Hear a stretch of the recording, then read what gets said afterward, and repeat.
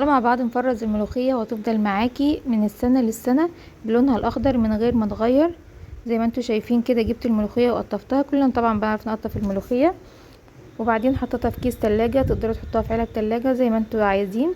حطيتها كده في جهاز تلاجة زي ما هي بالورق كده، من غير ما اخرطها بالمخرطة او من غير ما اعملها في الكبة، زي ما هي ورق كده.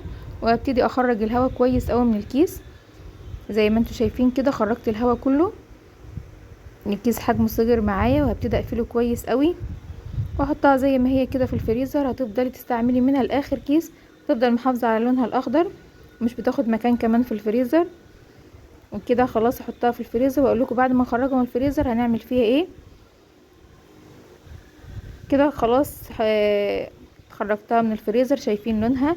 بصراحه الكاميرا ظلماها، هي لونها اخضر كأنك لسه مفرزاها دلوقتي حالا، وهي لسه متجمده كده. هحطها في الكبه، مش هسيبها تفك، لازم وهي متجمده كده احطها في الكبه على طول وابتدي افرمها.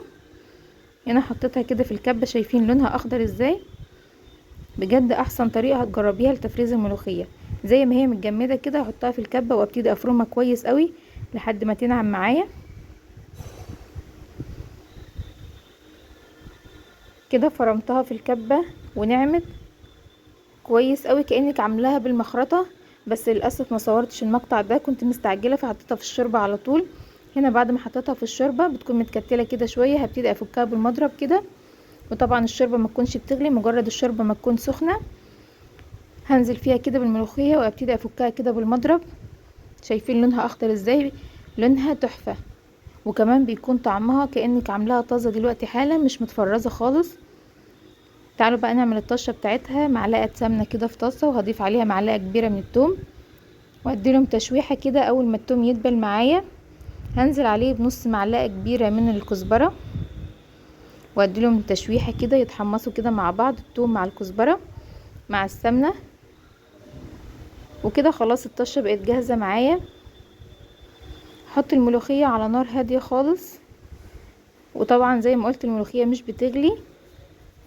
شايفين لونها وقوامها؟ بجد فظيعه. كده الملوخيه على نار هاديه خالص، زي ما قلت مش هتغلي معانا. مجرد هي سخنه كده هنزل عليها بالطشه بتاعتنا.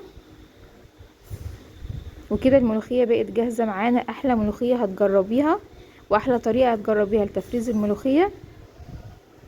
بجد كان طعمها تحفه. جربوها وقولوا لي رايكم، وبألف